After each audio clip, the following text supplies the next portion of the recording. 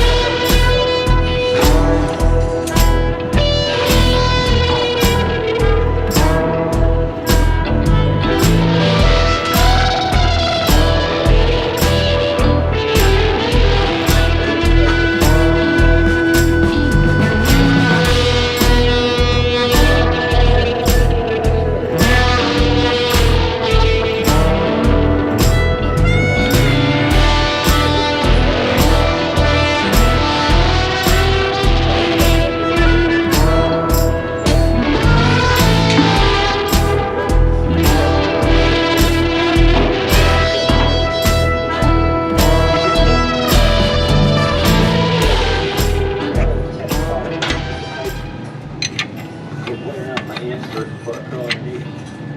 3 seconds on 70 to 11. Nope, getting 70 18.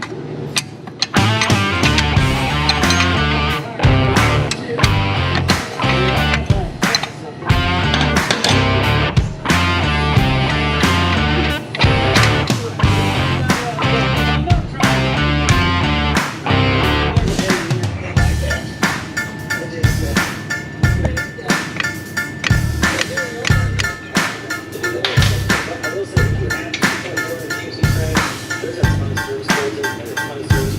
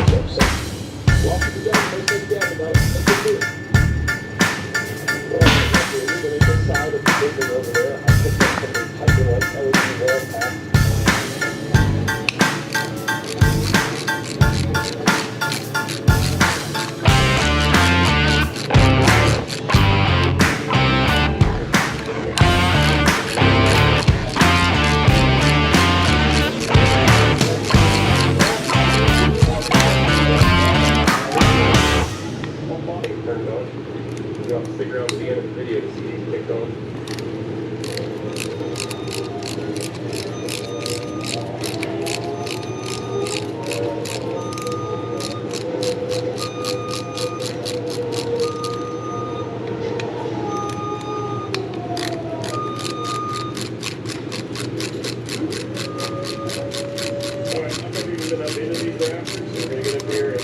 What we're working with as far as trim seals and whatnot to cover the ends of our sheeting.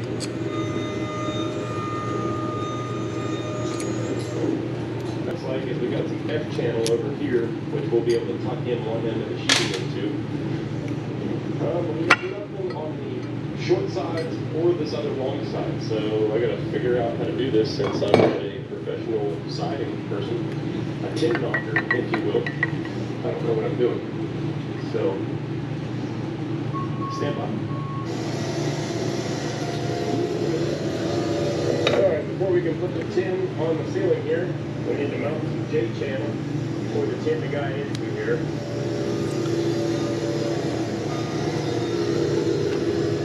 Right now we're going to be taking this red J channel, which matches the outside color here. Yeah, Austin, let's go fix that mess up.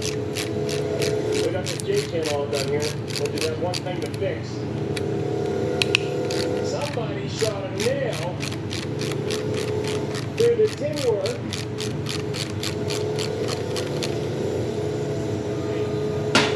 Wasn't him, he says. Must be that other guy I got working for me.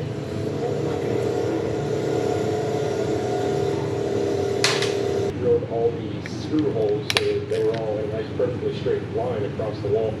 I would like to do that on the ceiling. However, when they built this building, they did not get the truck spacing close enough for us to be able to hit that target. You're only getting 1.5 wide board across 40 feet. So trusses have some waves to it, but that's not our only issue here. They also, what I imagine happened is they put them on the wrong side of the line. So when you lay out the trusses, you'll pull your tape measure out, and whatever center you're running the trusses on, you put a line, and then you put an X on the side of the line. But so we got trusses that are out a little bit, and that doesn't really affect the building integrity at all, but it definitely makes it a lot harder to try and screw something to. So unfortunately, this is going to be a slow process. We're going to have to pull a string line on each sheet and screw.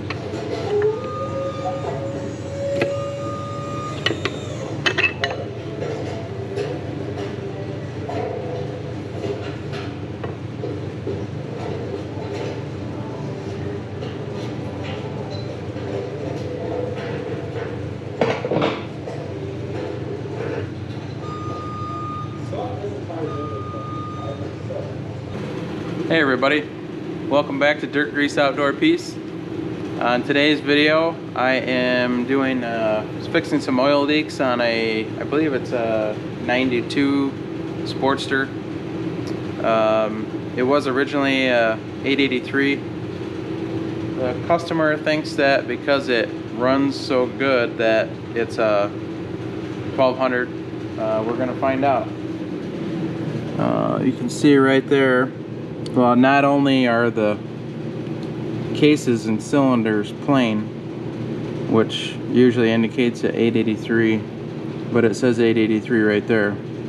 And I see paper gaskets here, and I started the bike up because the customer thought that the oil was just coming from the rocker boxes and leaking down. And when I saw the paper, I thought, there's probably no way that these gaskets aren't, the base gaskets aren't leaking. And so this is an interesting one. I was a Harley mechanic at a dealership for 16 years, and we used to check intake seals by spraying it with brake clean to see if they were leaking.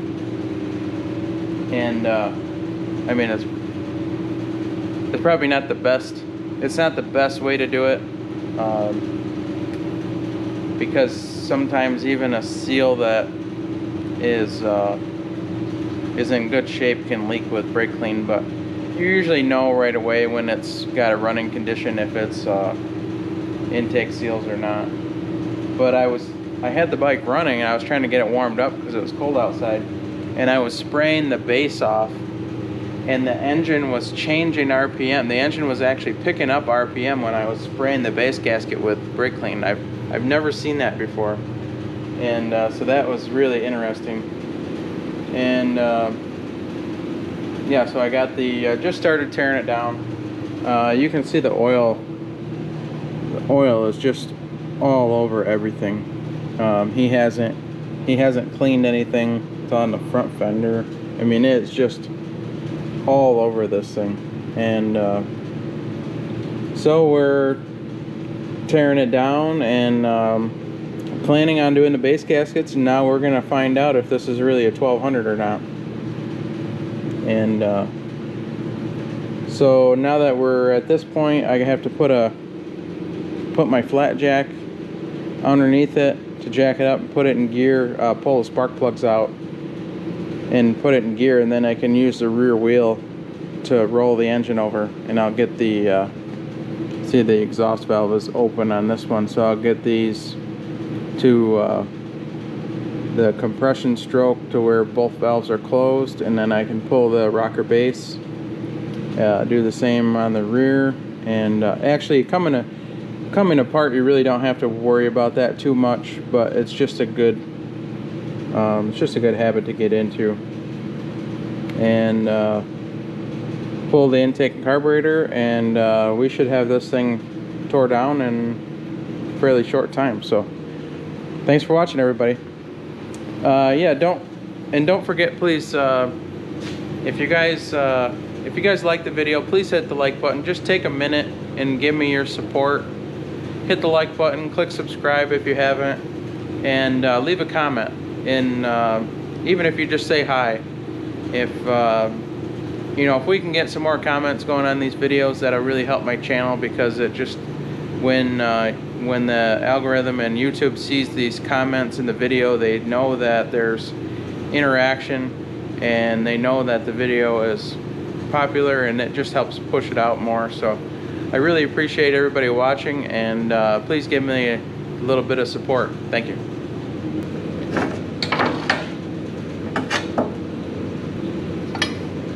Now this is a K&L flat jack. If you're going to be working on a Harley, not only would I suggest getting a lift and getting your bike up in the air, but you got to have a flat jack.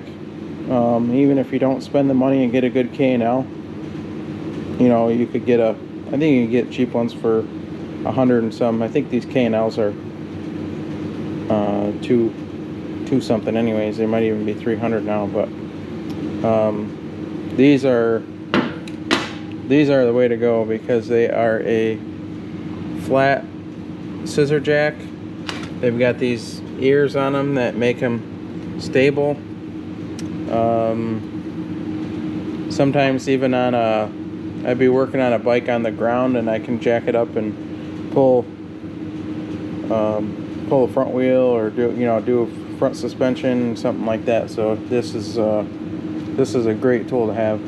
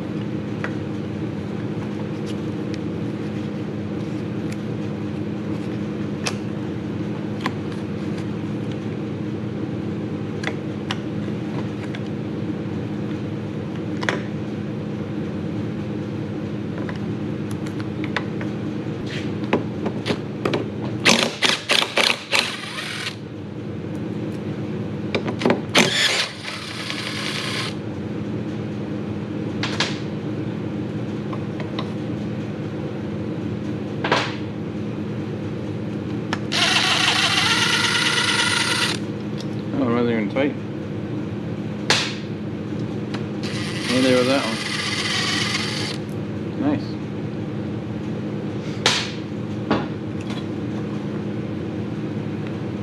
This is the VOES.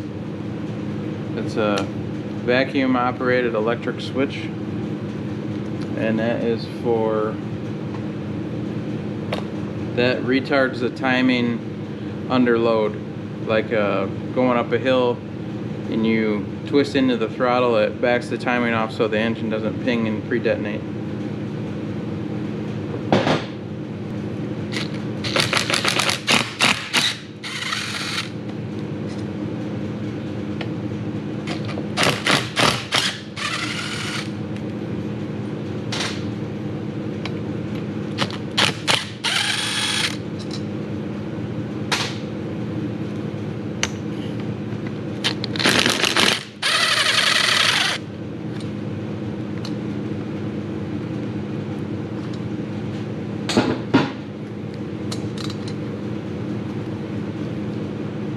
Put the transmission in high gear.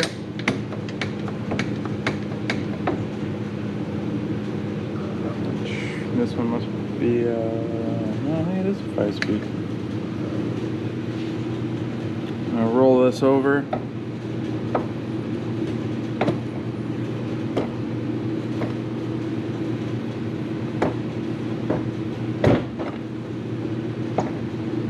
Right there, it's coming up on compression. Both valves are closed, and now we can, there's 3 7/16 head bolts on the bottom. One on here, one here, and then our main, they're 5/16 bolts with a 1/2-inch head rocker that hold the lower rocker on.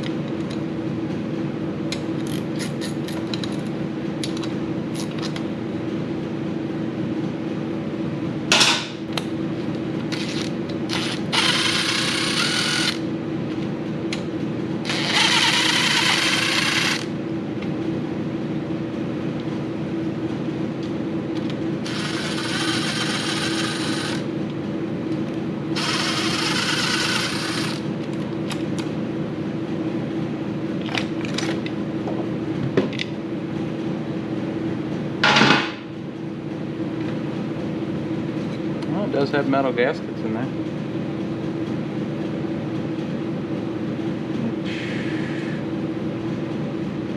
Yeah, this is what happens to them over time. Coating comes off. Mainly the oil was coming from the top of the rocker, so.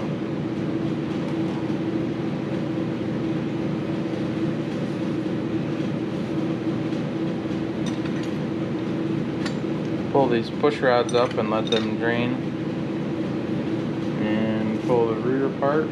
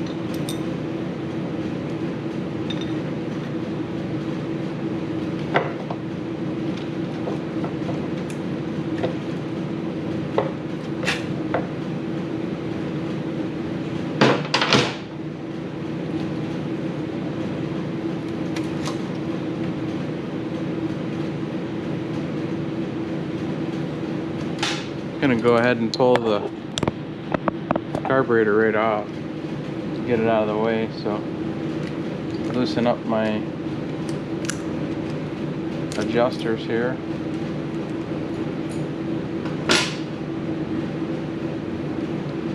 Back those off.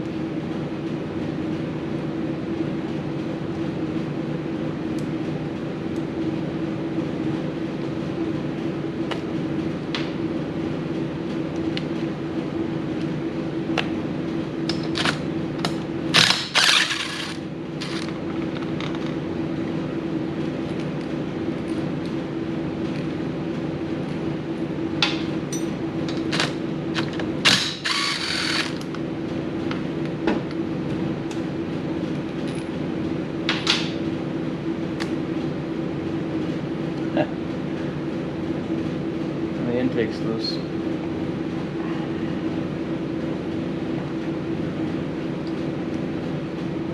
The carburetor wasn't gonna fall out of there. Wow.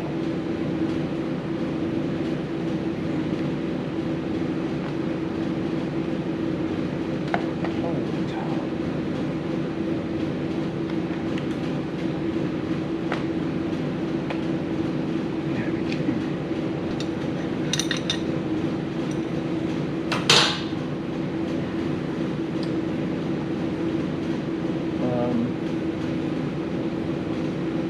These usually just fall out.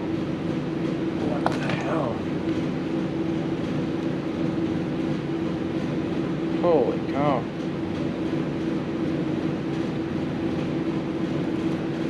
Jesus, that thing is destroyed. Now we'll take our throttle cables off of here.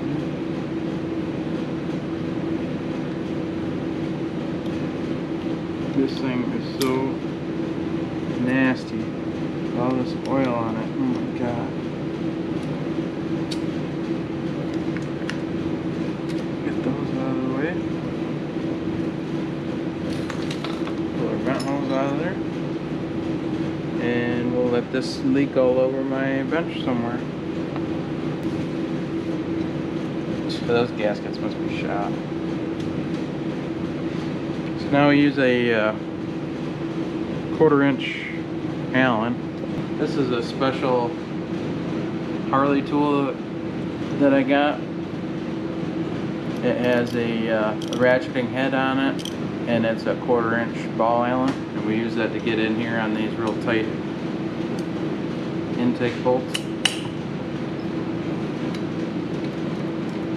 Usually when I go back together with this on this tight side over here, I replace these Allens with the regular 5/16 hex head, which makes them easier to tighten up.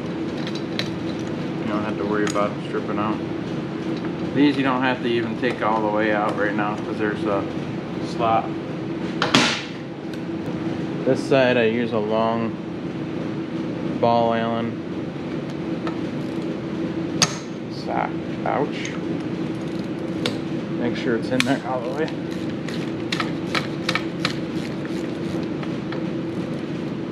Get this one in there. There we go. There we go.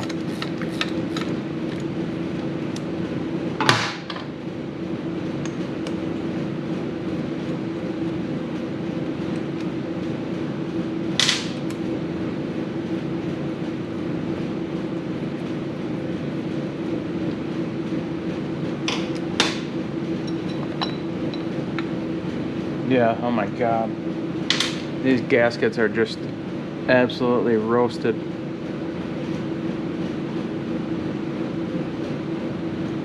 Yeah, this guy isn't gonna believe how this thing's gonna run when he gets it back. Look at this gasket. Just completely shot. And now we can pull the heads off. They are, I believe, half inch 12 point.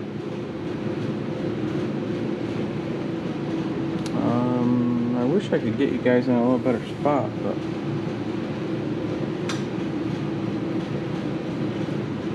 I'm gonna put you here.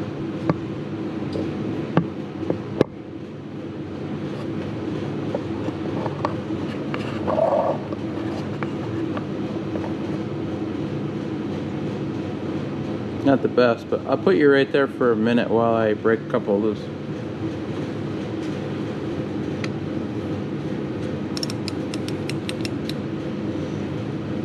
Oh, they're not too bad at all. Sometimes you got to use a big 1/2 inch breaker bar on these.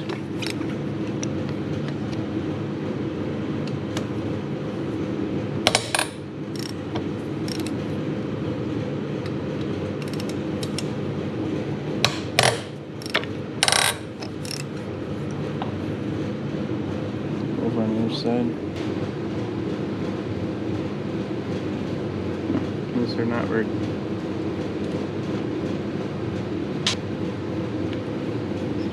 Surprised they didn't fall off.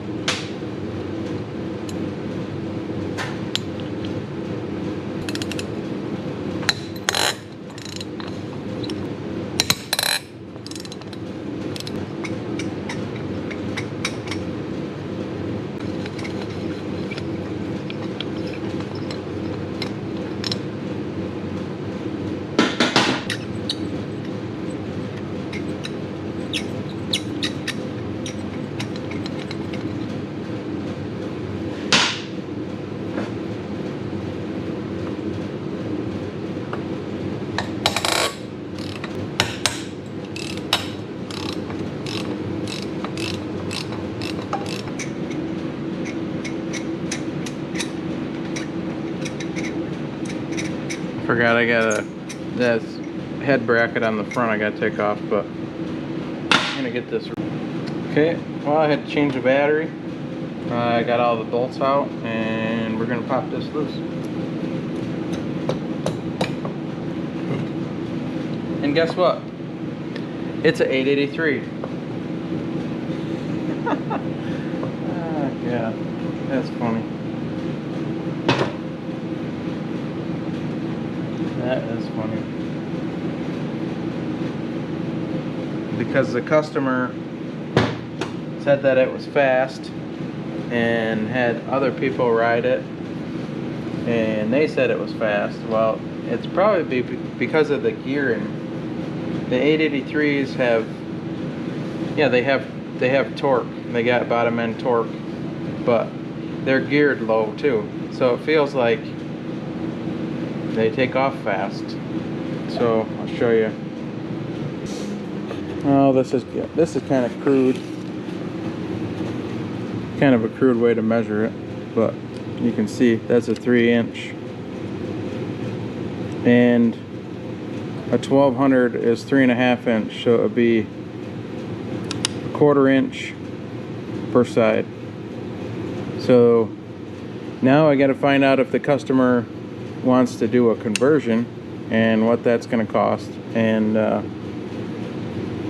it used to be about, well, at least 10 years ago, maybe even, yeah, about 10 years ago, it used to be about $140 or $150 to bore these cylinders out to 3.5. And the pistons used to be, they used to be about maybe a little over 200. So we'll see what he wants to do there. So those base gaskets, when I saw the paper, that kind of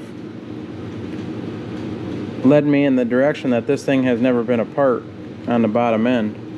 So those are probably the original paper gaskets.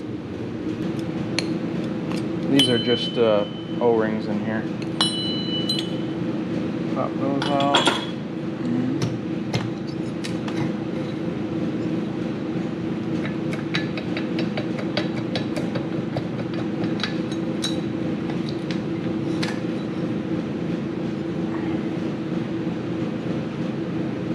See how thick the spigot is on that? It actually, don't think those are original gaskets. No, somebody might have done base gaskets on it, but they used some aftermarket paper ones. Probably a long time ago before they had metal bases. So yeah, we'll see what the customer wants to do about that. Oh, look how cute. Look how cute those little pistons are. Aw. I gotta pull this head bracket off of here, and then I can pull the front cylinder apart. Oh, what do you know? That's not tight either.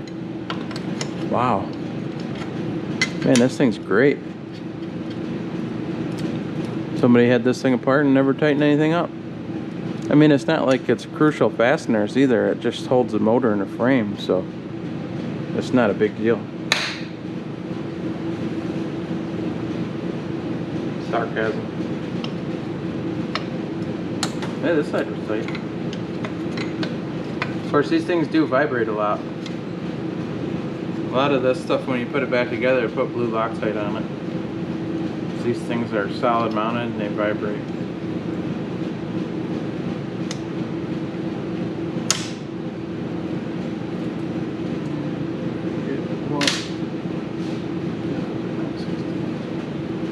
So 2 bolts on the front of the head, and then 2 bolts. Ouch.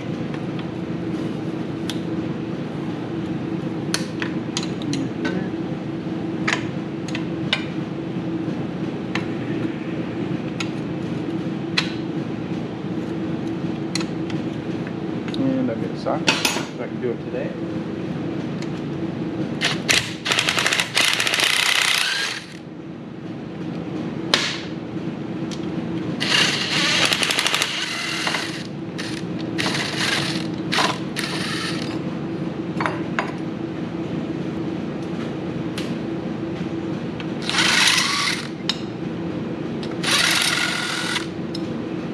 These are the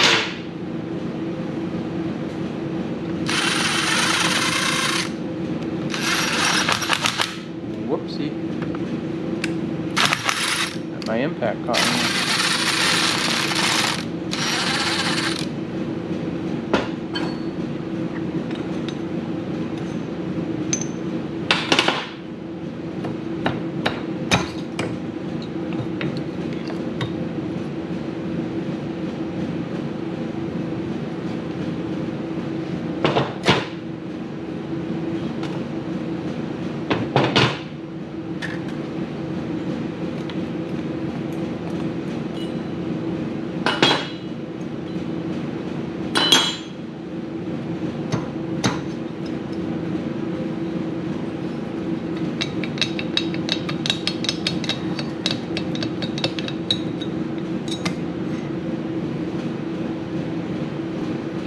Do is take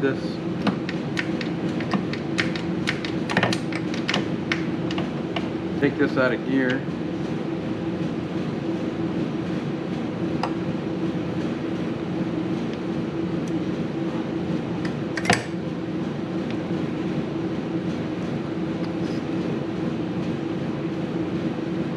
Gasket or something. Piece of junk.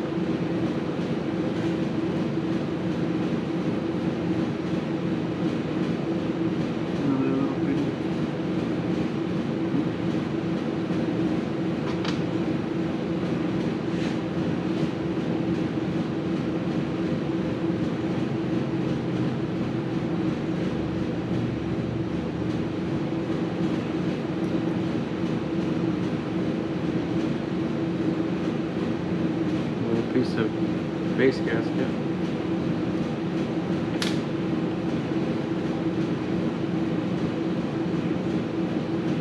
And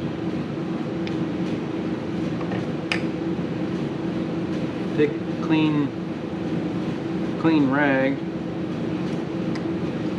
and I put it down here and wrap it around the rod, and that'll keep any other junk from falling in there. And probably what I'll do is once a customer looks at his parts, I'll put a plastic bag or some kind of cover over all this to keep it from getting dirty.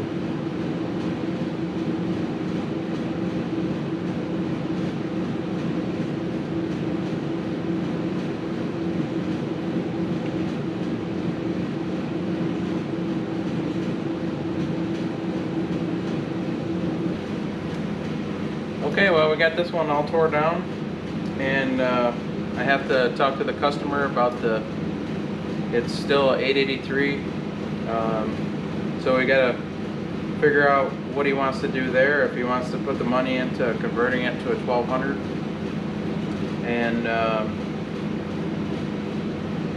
course get everything cleaned up. This thing is just a oily mess. Really not gonna do too much with this right now. I'll just clean up the gasket surfaces, but I don't want to get a bunch of junk down in the cases or down in the lifter boards or anything like that. So, but all this other stuff we can get cleaned up. And I don't know if I might just go ahead and post this part of the video and just do a continuation after with cleanup and assembly, and we'll see what the customer did or wants to do. And so yeah, I hope that was informative and helpful, and you guys enjoyed that. This is what I used to do for a living. For 16 years I worked on Harleys. I went to a Harley school down in Daytona a long time ago. I'm a lot older than what I look. I don't know if anybody's been watching the channel for any length of time, but I'm older than what I look. When I went to Harley school, after I got an associate's degree in business management in 2001. Or no, I'm sorry, 2000. In January of 2001, me and a friend of mine went to Daytona and went to Harley motorcycle school for 6 months. And when I came back from that, I got a job at the local dealership, and I worked there for 16 years. Actually, I enjoyed it. I enjoyed most of the time. It was like working on a hot rod for a living. With the chrome and the nice sound and the rumble of the Harleys, and I learned a lot working there. Not only furthering my knowledge about mechanical things, but really developing my electrical knowledge, and learning about 12-volt systems and the charging systems and batteries, and then getting involved with the newer technology with the ECMs and body control modules, and all the sound systems and all this stuff. So it was a good job. They treated me very well, and it was hard to leave there, but it was just a decision I had to make to further my, I guess, just it's just part of further development in my life. And I left Harley to start a job that had maybe a little better future with a retirement, and the possibility to make a lot better money at some point. And that didn't work out, and that was that was a devastating point in my life. And I was really I got really down in the dumps for a while and was really, you know, contemplating, you know, what I was worried about what was going to happen. You know, it just, you lose a job, and the first time I've ever been fired, and it was just nonsense. It was just stupid little crap, and it was just it was a toxic environment, and at the time, like I said, it was devastating. But what ended up happening was I started my own business, and I got involved with taking care of a large property for these wealthy business people, and it just completely changed my life. I love the freedom of not punching a clock and having you know, having the freedom to do what I want to do, and so yeah, things are still going well, and I still work on Harleys. I have a lot of repeat customers that come and see me. I have this is the first time I've dealt with this guy, but you know, I still have a good reputation around the area to work on bikes, and so yeah, I just thought I'd share a little bit of information with you guys, and I will talk to the customer, and I will we'll figure out what we're going to do, and I will see you on the next one. Thank you very much.